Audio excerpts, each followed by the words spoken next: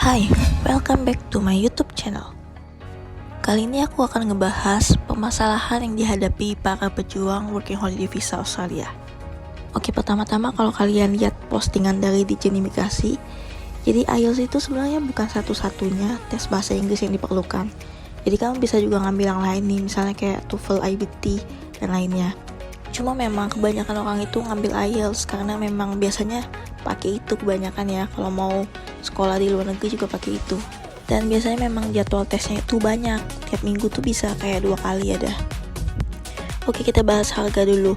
Nah, pengalamanku, aku ngambil tes itu resmi di IALF di Bali.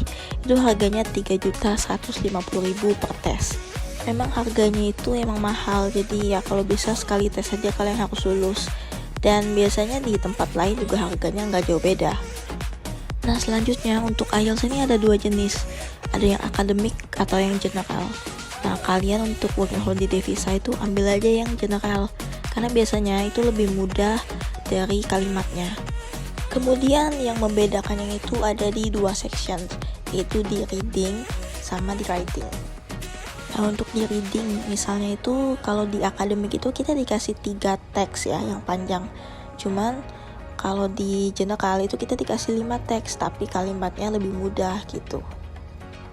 Nah, sedangkan untuk di writing section itu bedanya nanti kan ada 2 yang kita tulis. Nah, di yang pertama itu bedanya sama di akademik adalah kalau di general itu kita nulis surat biasanya. Sedangkan kalau di akademik itu kita biasanya menguraikan dari tabel. Selanjutnya untuk tes IELTS ini ada 2 jenis. Jadi kamu mau pakai komputer atau mau pakai manual. Masing-masing ada plus minusnya. Nah, menurut aku pribadi ya, kalau paper based itu sebenarnya lebih enak jatuhnya, karena ya menurutku lebih nyaman sih.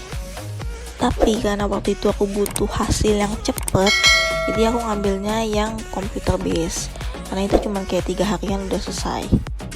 Nah, khusus untuk Working Holiday Visa Australia ini, kita itu butuh nilai 4,5. Analoginya itu kalau misalnya skor 100 nih untuk yang sempurna, kita itu cuma butuh 50 aja untuk Working Holiday Visa ini. Nah, lalu pertanyaan yang muncul, susah nggak sih dapat skor 4,5 ini? Nah, jadi kemampuan setiap orang itu kan tentunya berbeda.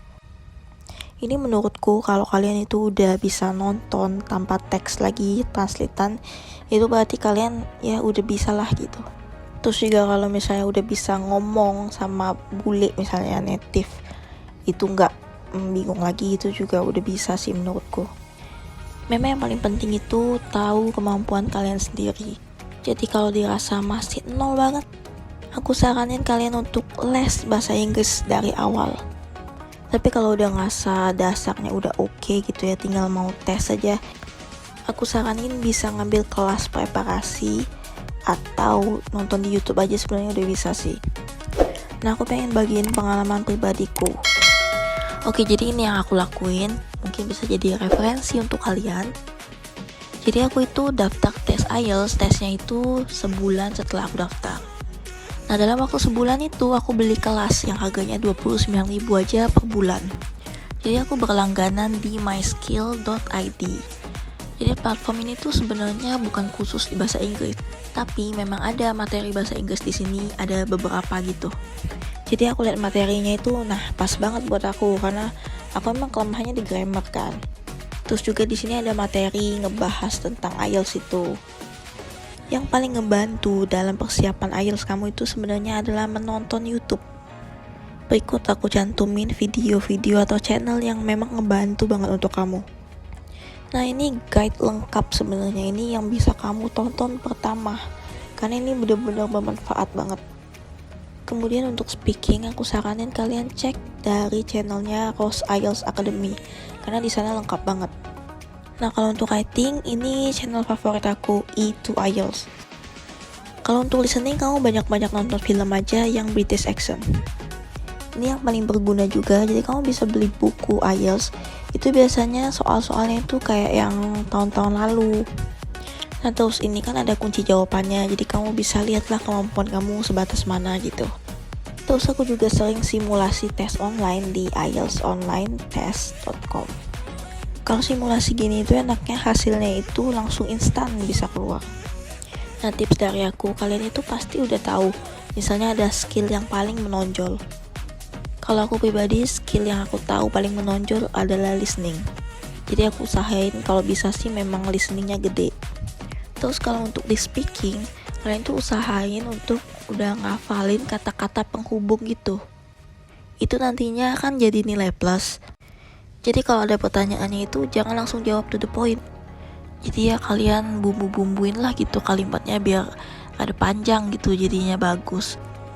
Lalu kita belajar dari kesalahan yang pernah aku bikin waktu tes IELTS. Jadi kalau speaking itu memang bisa dibilang hoki-hokian ya, tergantung si pengujinya. Cuman yang bikin aku lumayan kesalahan itu adalah gugup. Jadi waktu itu gugup banget sampai jadinya buyar gitu mau ngomong apa. Jadi mungkin kalian harus latihan ya, latihan ngomong sama orang baru mungkin, karena aku pribadi emang nggak terlalu bisa sih ngomong sama orang baru gitu. Selanjutnya ini kesalahanku yang lumayan fatal sih di listening. Jadi karena aku bisa tes online gratis itu kan, jadi aku pikir tuh ya sama kayak gitulah layoutnya ya. Ternyata enggak, jadi kalian itu harus cek dulu di websitenya resmi itu gimana sih layoutnya. Jadi waktu aku tes itu fokusnya tuh bingung kepencet tombol yang mana, jadilah buyar. Jadi di listening section itu kalau udah kita miss satu aja gitu, itu bakal susah ke bawahnya, karena conversationnya juga tetap berlanjut kan. Jadi ya karena sibuk ngotak-ngatik tombol tadi di layoutnya, ya jadinya miss pertanyaan itu. Mungkin ada kayak 6-9 pertanyaan itu yang udah miss. Oke, sekian dulu video kali ini, semoga bermanfaat. Dan untuk playlist dari Working Holiday Visa ini aku taruh linknya di deskripsi box di bawah ini.